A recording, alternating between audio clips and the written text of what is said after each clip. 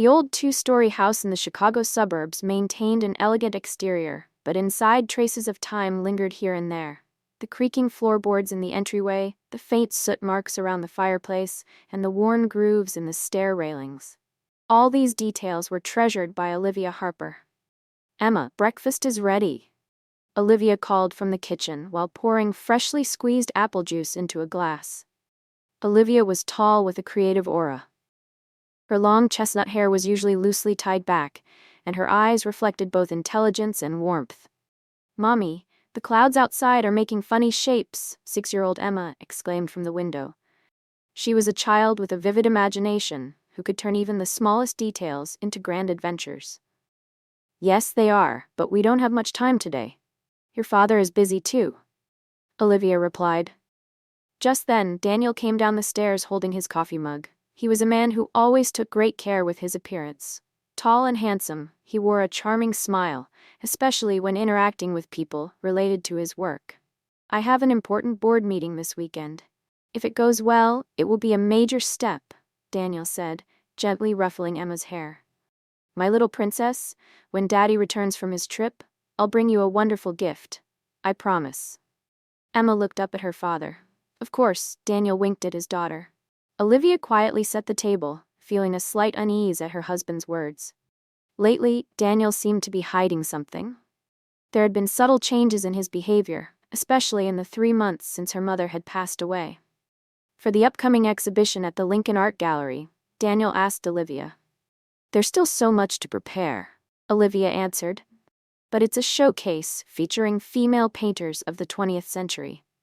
It's a special project for me."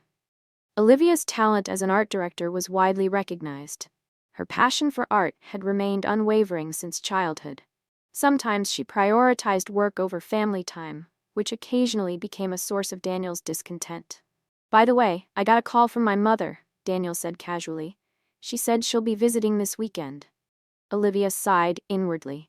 Her mother-in-law, Margaret Harper, was the typical high society woman who behaved politely on the surface, but never hid her excessive interference and attachment to her son. To Margaret, Daniel was the perfect son, and Olivia was an unworthy daughter-in-law. "I see," Olivia feigned calmness. "Emma will be happy about that, I suppose." In reality, Emma had complicated feelings about her grandmother. Margaret's affection was conditional, given only when Emma behaved like a proper young lady. After breakfast, once Daniel left for work, the house grew quiet. Olivia was sorting through her late mother's belongings, pondering what to do with the substantial inheritance, though she hadn't made any concrete plans yet. "Mommy, look at this." Emma entered her mother's office, holding an old photograph in her small hands. "Oh, this is a picture of Grandma and me when we were little," Olivia said gently, taking the photo. "Do you miss Grandma?" Emma nodded silently. "Grandma told me a secret." "What do you mean?" "It's a secret," Emma said with a mysterious look. Olivia thought it was probably the product of a child's imagination. That evening, Olivia received a phone call from Daniel. "I've decided to leave early tomorrow morning. I need to prepare for the important meeting." "I see," Olivia replied. A strange anxiety crossed her mind. During dinner, Emma was quieter than usual. Looking out the window, her expression held a concern unusual for a child. "What's wrong, Emma?" Olivia touched her daughter's forehead. "I saw Daddy and Grandma having a secret phone call," Emma whispered softly. "They thought I couldn't see them." Olivia was momentarily taken aback by her daughter's words, but quickly reminded herself of how rich a child's imagination could be. "Daddy makes a lot of work calls. Now it's time for bed." After tucking Emma in, Olivia went to her home office to finish planning documents for the Art Foundation. However, her focus slipped away. Staring into the darkness outside, an inexplicable anxiety crept over her. The next morning, Daniel left earlier than usual. While organizing gallery materials, Olivia noticed Emma standing by the window. Tension stiffened her small frame as she stood frozen by the sill, unlike the usually lively 6-year-old. "Emma, what are you looking at?" Olivia approached gently. Emma slowly turned and met her mother's face, her eyes carrying a deep concern unbefitting her age. "I'm waiting for something to come." "What's coming?" Olivia smiled, trying to ease her daughter. "I don't know, but Mommy—" Emma hesitated. "Do you remember Grandpa's old basement?" Olivia paused. The basement, supposedly used by Emma's great-grandfather, had been sealed off when Olivia purchased the house. She hadn't told Emma about it. "Emma, where did you hear about that?" "I saw it in a dream. There's a secret room in the basement, a place to hide when bad people come." Olivia was both impressed by Emma's vivid imagination and unsettled. The house's survey report had indeed mentioned an old servant's basement, but it was said to be completely sealed and inaccessible. "Yes, old big houses often have places like that, but they're no longer used," Olivia explained softly. The caller ID, Olivia hesitated briefly. It was her mother-in-law, Margaret. "Hello, Margaret," Olivia answered brightly. "Olivia, has Daniel left yet?" Margaret's voice carried an unusual tension. "Yes, he left early this morning. He should have arrived by now." After a brief pause, Margaret continued, "Let me know if you hear from him. I have an important matter to discuss." "Of course, is there a problem?" "No, nothing, just checking." Margaret's tone suddenly chilled. "And how is Emma doing?" "She's fine. A bit quiet, though." "I see. Children often understand more than adults realize." There was a hidden meaning in Margaret's words. "I'll be in touch later." Right after hanging up, Olivia heard a car engine nearby. Looking out, she saw an unfamiliar man slowly pacing the house's perimeter. The man in a black coat appeared to be searching for something. "Emma," Olivia called as she hurried to the living room. "Let's not go outside today. We'll stay here and draw pictures." When night came and Olivia tried to put Emma to bed, the little girl refused. "I want to sleep in your room, not here." "What's wrong? Did you have a scary dream?" Emma shook her head. "Daddy and Grandma are planning something bad. I overheard them." Olivia felt disturbed by her daughter's words. "Emma, that's not true. That's just your imagination." "It is true." Emma's voice grew firmer. "I found house plans in Daddy's study. They showed a secret passage. Daddy was looking at the plans and saying perfect on the phone." Olivia tried to calm Emma, but the seriousness in her eyes made her anxious. "All right, tonight we'll sleep together in my room, but tomorrow we need to talk about this properly." After putting Emma to bed, Olivia called Daniel. The call rang unanswered. Growing more anxious, she sent him a message but received no reply. Olivia picked up a photo of her mother and pondered. Had her mother been worried about Daniel? Recently, while going through her mother's belongings, Olivia had found a diary with a cryptic line, "Worried about D." Late that night, Olivia's phone rang. It was a text message from Daniel. "Coming back early tomorrow morning, need to discuss something important." Olivia couldn't sleep, haunted by Emma's words. Her daughter's imagination was vivid, but something about her recent behavior felt different, as if she truly knew something. She rose from bed and quietly walked the house. Daniel's study door was usually locked, but tonight it was slightly ajar. Inside Daniel's study, documents were neatly arranged on the desk, and at first glance, nothing seemed out of place. But when Olivia tried opening the drawers, the bottom one, normally locked, unexpectedly gave way. Inside lay an envelope labeled "Life Insurance Documents." With trembling hands, Olivia opened it and examined the contents. It was a high-value life insurance policy newly contracted in her name. The beneficiary was Daniel. The contract date was just 1 week after her mother's passing. "This can't be," Olivia murmured under her breath, a cold shiver running down her spine. The room felt suddenly heavier, as if the very walls were closing in on her. Emma's earlier warnings, that once dismissed as the product of a child's vivid imagination, now felt disturbingly real. Olivia slowly stood up from the desk, the envelope with the life insurance documents still open in her trembling hands. Her mind raced as fragmented thoughts flooded her. Why would Daniel take out such a policy? Why so soon after her mother's death? What did Emma really know? The questions piled up, gnawing at her peace. She took a cautious step toward the study door, her senses heightened by the faintest sound. A car engine humming outside, low and steady, caught her attention. Heart pounding, Olivia approached the window and pulled back the blinds just enough to peer through the slats. A black SUV idled in front of the house, its dark windows reflecting the dim glow of the street lamp. The driver's door opened, and an unfamiliar man stepped out, speaking quietly into his mobile phone. He paced slowly, eyes scanning the perimeter, though waiting for some unseen signal.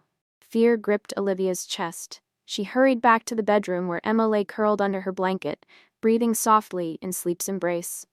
Sliding carefully into bed beside her daughter, Olivia tried to calm her own racing heart, staring at the peaceful child's face.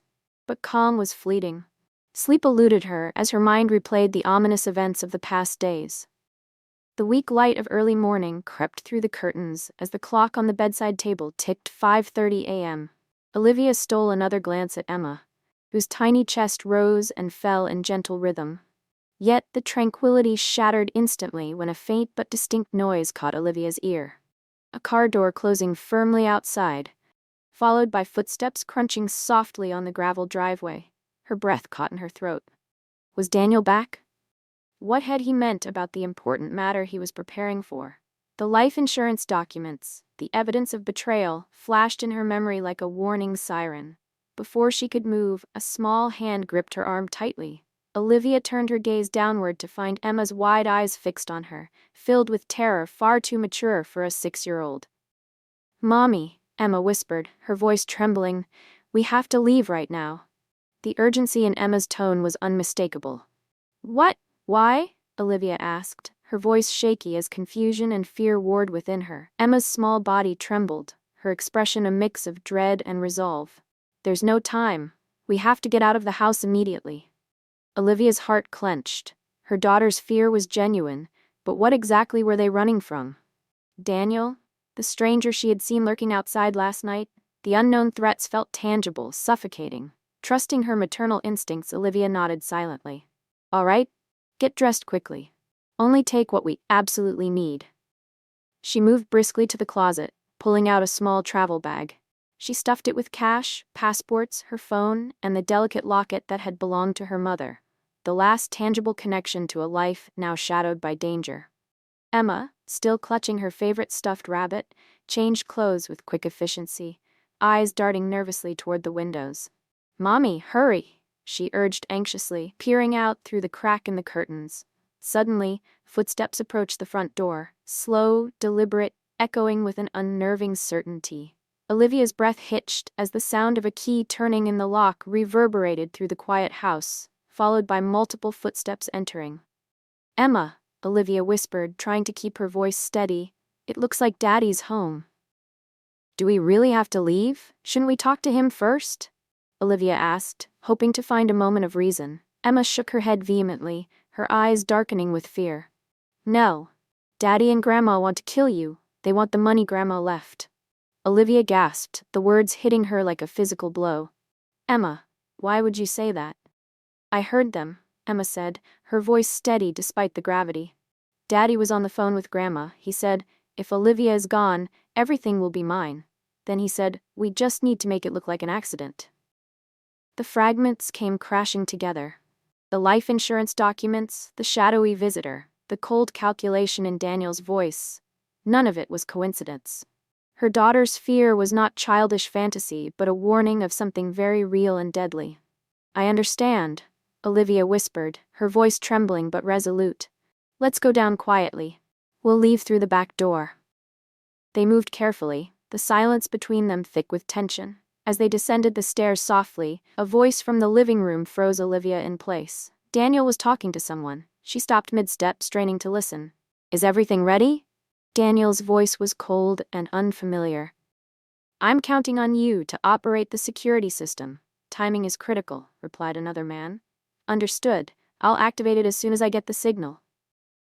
Olivia's blood turned to ice. Without a word, she grasped Emma's hand tighter and hurried toward the kitchen, clutching their belongings like a lifeline. But the doorknob refused to turn. "It won't open," Olivia whispered in panic. "Mommy," Emma's soft voice echoed, "it's locked from the outside." Then the unmistakable, acrid smell of gasoline wafted through the house. Olivia's nose flared as the chemical scent invaded every corner, seeping in through the windows. Simultaneously, the house's security system sprang to life.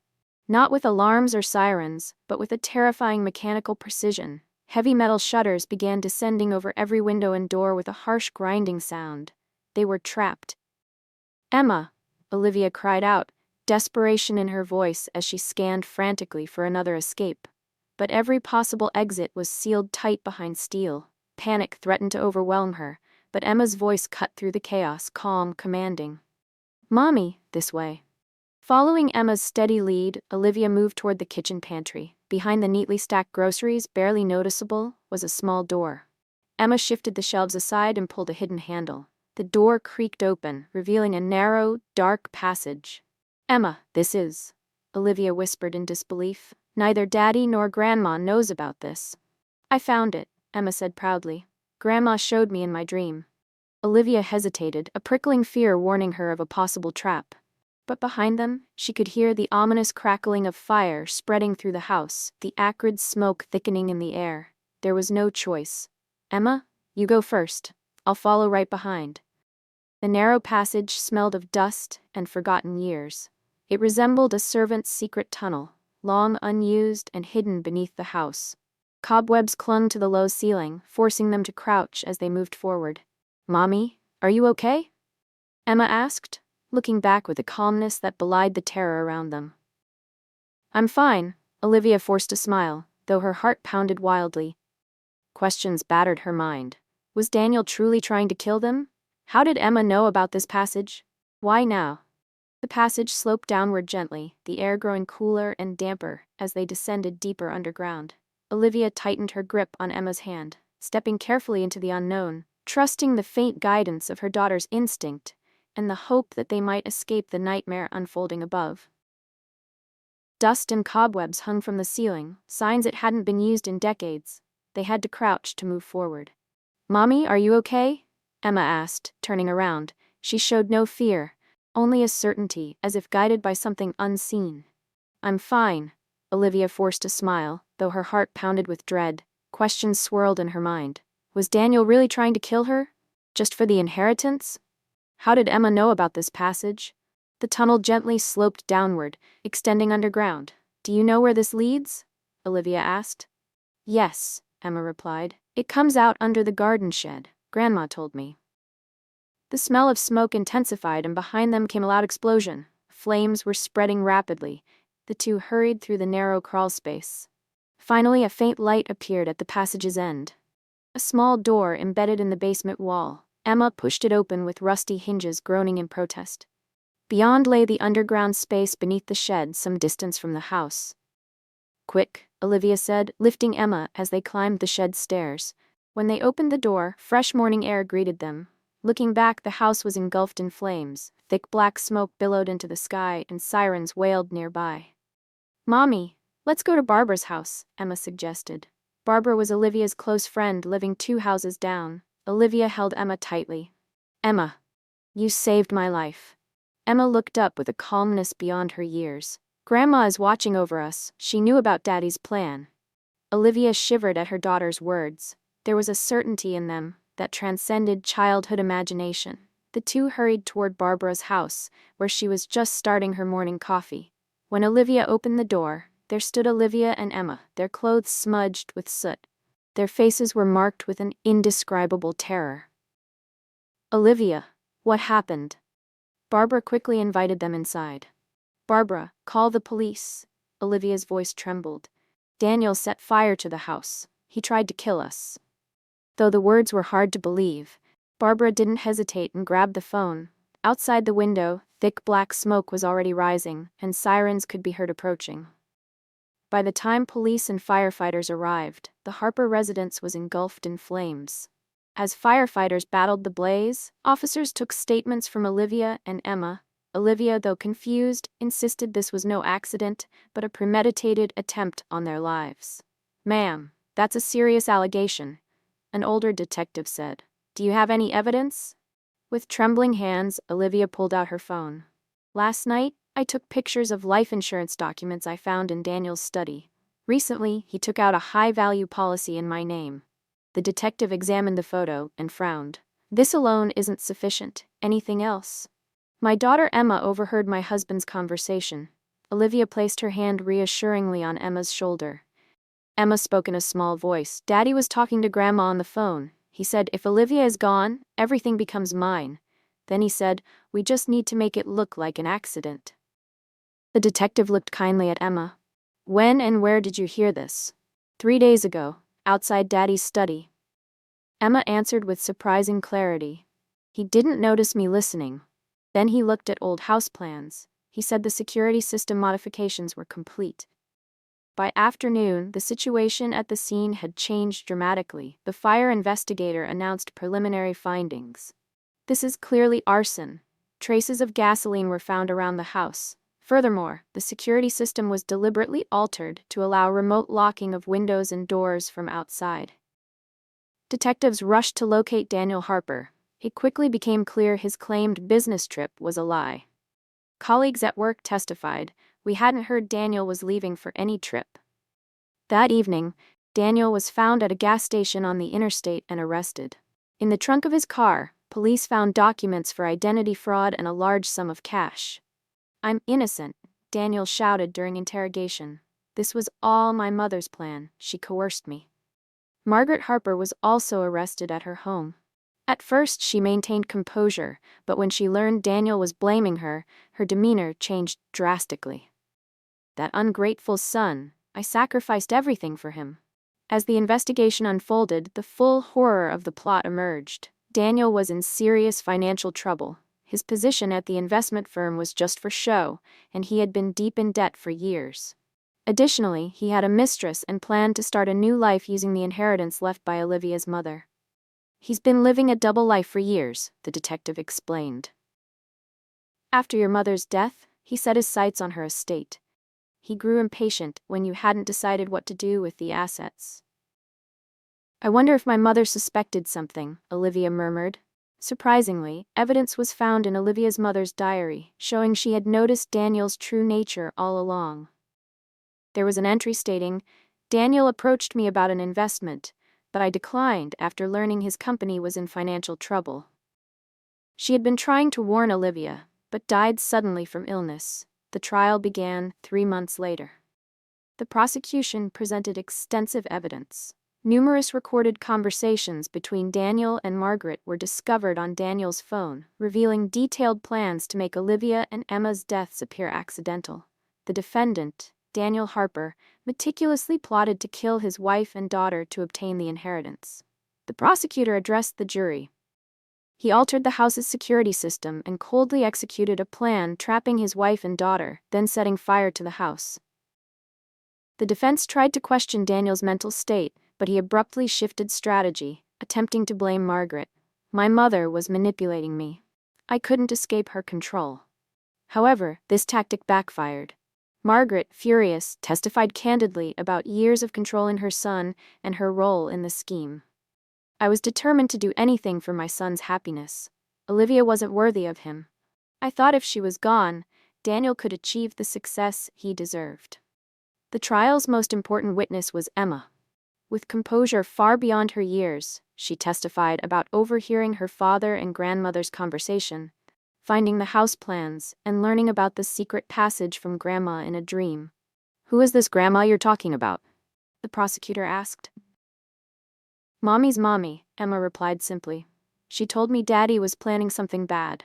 A hush spread among the jurors. The pure belief and courage of a 6-year-old girl had saved 2 lives. Ultimately, both Daniel and Margaret were found guilty. Daniel was sentenced to 15 years for attempted arson and attempted murder, while Margaret received 8 years for conspiracy. Outside the courthouse, Olivia held Emma tightly. "You saved our lives, Emma." Emma looked up at her mother.